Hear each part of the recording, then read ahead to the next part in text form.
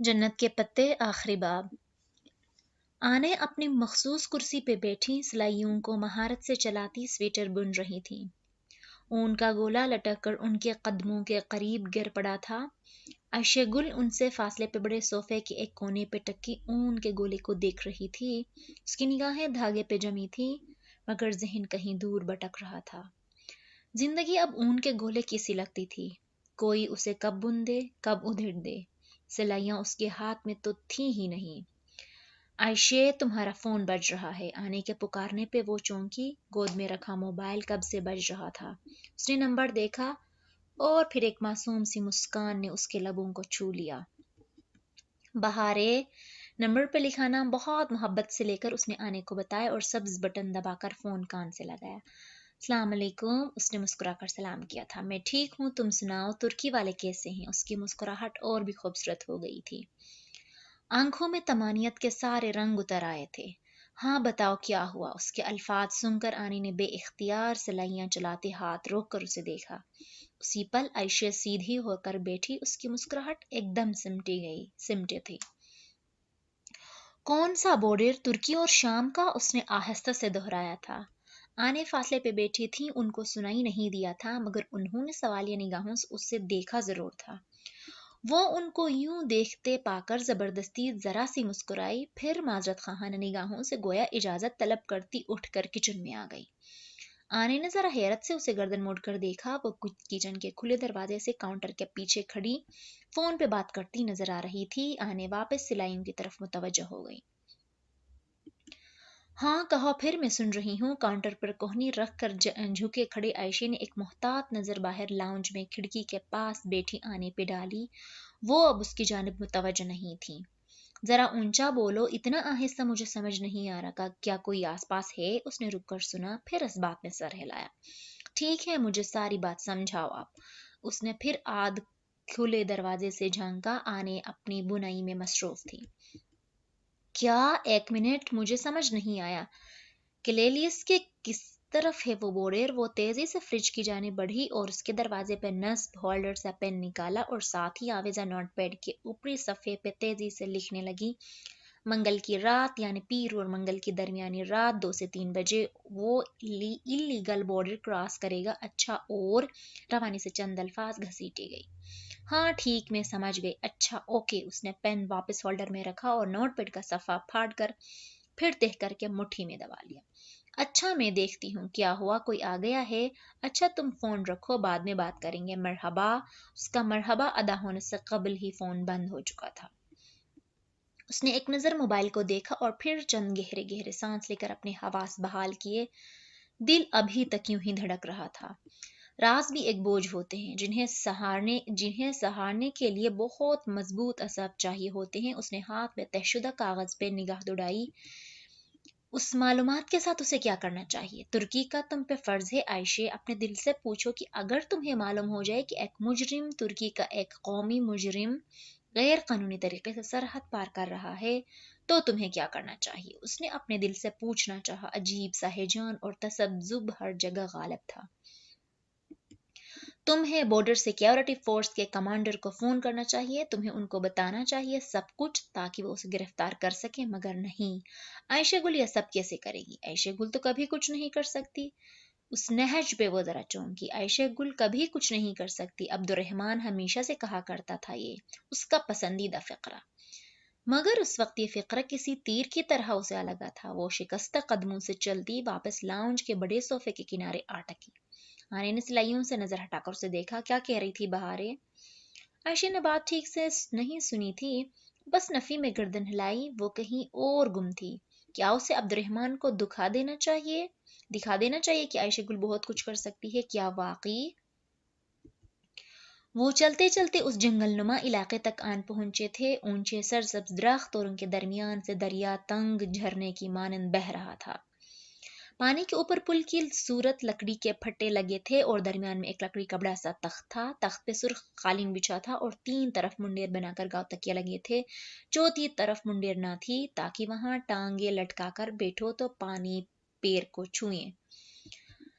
सब्ज पानी, सब्ज दरख्त और ऊपर झलकता नीला आसमान। पुल के उस पार झोंपड़े से बने थे जिनमें से एक से वो अभी अभी नमाज पढ़कर निकली थी। जोहर से असर तक वो बस चलते ही रहे थे। फिर इस मुकाम पर जहां उन्हें छोड़कर अब किसी काम के गर्ज से चला गया था, उसको घंटे तक आना था।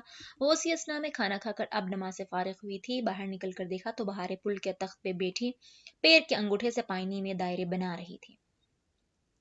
हया ने अपनी सुर्ख हील्स उतारकर अंदर झोंपड़े में रख दी। जहान कौन सा देख रहा था। वो पाँव से अबाया जरा सा उठाए नंगे पैर चलती पुल तक आई। बहारे के साथ बैठकर उसने पाँव पानी में डाले तो वो टखनों तक सब्ज माया में डूब गए।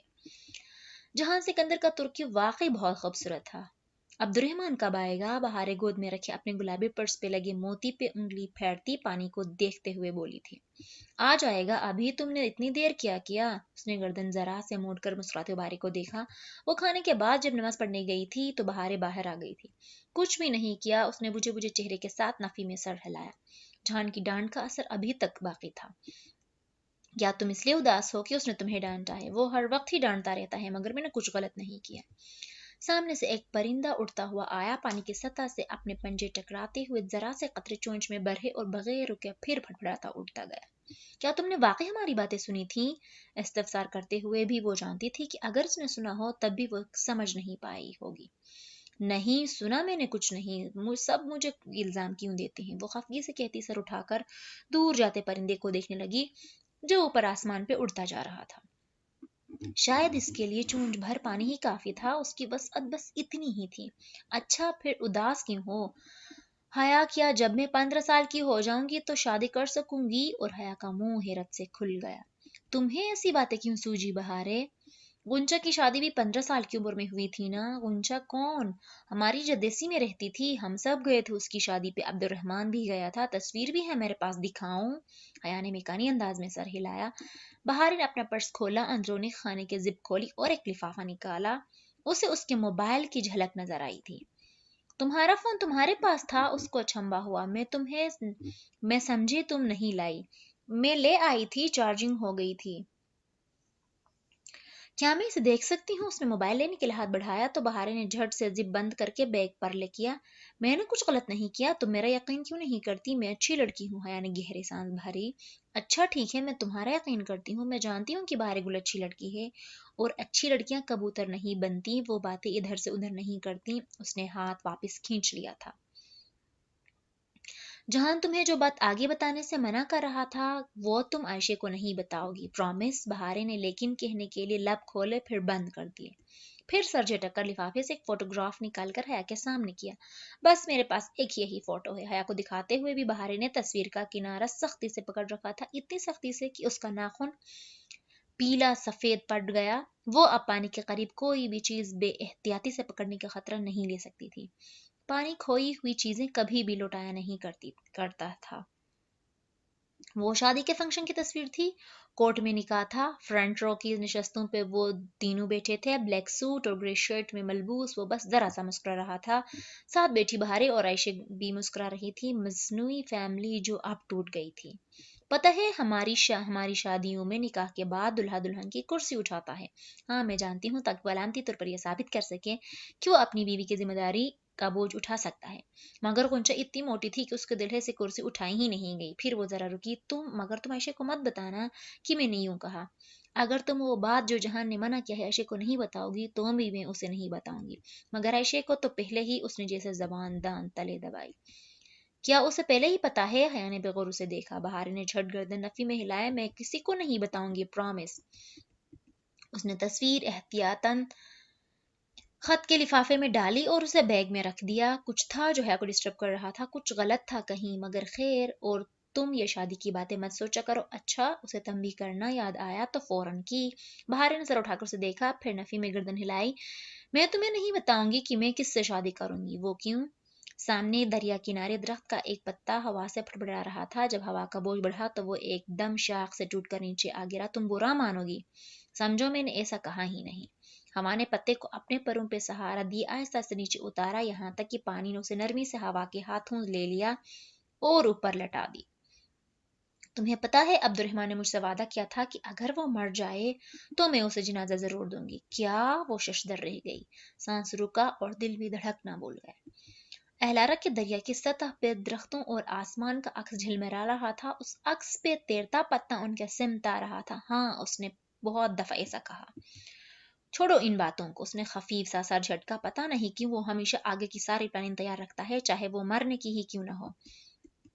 اس نے گردن اٹھا کر سامنے دریا کو دیکھا. وہاں سے چٹانیں اور غار دکھائی نہیں دیتے تھے، مگر جب وہ بیلون میں اوپر اڑ رہے تھے تب وہ نظر آتے تھے، بالکل ویسے جیسے ڈاکٹر ابراہیم کی دی گئی کینڈی کے ریپر بنے تھے. بہارے اسے ایک دم یاد آیا. یاد ہے عائشہ کہا کرتی تھی کہ قرآن میں نشانیاں ہوتی ہیں ان لوگوں کے لیے جو غور و فکر کرتے ہیں، اور تم نے کہا تھا کہ تم جانتی ہو. وہ اس روز ہمیں کیا بتانا بھول گئی تھی. ہاں، بہارے نے اس بات میں سر ہلایا. پتا بہتا ان کے قدموں کے قریب آ رہا تھا. جیسے ہی وہ مزید آگے آیا بہارے نے اپنے پاؤں سے اس کا راستہ روکنا چاہا. یا کو احساس ہوا کہ وہ دونوں پتے کو دیکھ رہی تھی. بہارے نے اسے روکنے کی کوشش کی تھی مگر اس نے نہیں کی. عائشہ نے بتایا ہی نہیں کہ آخر میں جنگ کون جیتا. بہارے نے اپنے پیر سے پتے کو واپس دھکیلا. وہ ذرا پیچھے ہوا پھر اسی رفتار سے واپس آیا. اب کے بہارے نے اسے روکا نہیں. وہ ان دونوں کے پیروں کے درمیان سے گزرتا تخت کے نیچے بہتا چلا گیا. مسلمان جیتے تھے یہ تو مجھے پتا ہے. حیا کو حیرت ہوئی. یہ تھی وہ بات جس کے جاننے کے لیے اسے بہت تجسس تھا. مگر مجھے پتا تھا، سو میں نے اسٹوری بک پہ پڑھ لیا تھا بعد میں. ساتھ ہی بہارے نے گردن مڑ کر پیچھے دیکھا. بچھڑتا ہوا پتا اپنے درخت سے بہت دور پیچھے کو بہتا چلا جا رہا تھا. بس یہی بات تھی. ہاں، بہارے نے اس بات میں سر ہلایا. حیا کو مایوسی ہوئی. یہ تو سامنے کی بات تھی، مسلمان ہی جیتے تھے. تو پھر بہارے نے سمجھا عائشہ بتانا بھول گئی ہے، جبکہ عائشہ نے اس لیے اس بات کا ذکر نہیں کیا تھا کہ سب جانتے ہیں احزاب کی جنگ مسلمانوں نے جیتی تھی. یہ کوئی اہم بات تو نہیں تھی. شاید ڈاکٹر ابراہیم اسے یہی بتانا چاہ رہے تھے کہ آخر میں یہ جنگ وہ جیت جائے گی. پھر بھی کہیں کچھ مسنگ تھا، کچھ تھا جو وہ پھر مس کر گئی تھی. اس نے خفیف سا سر جھٹکا. پتا نہیں.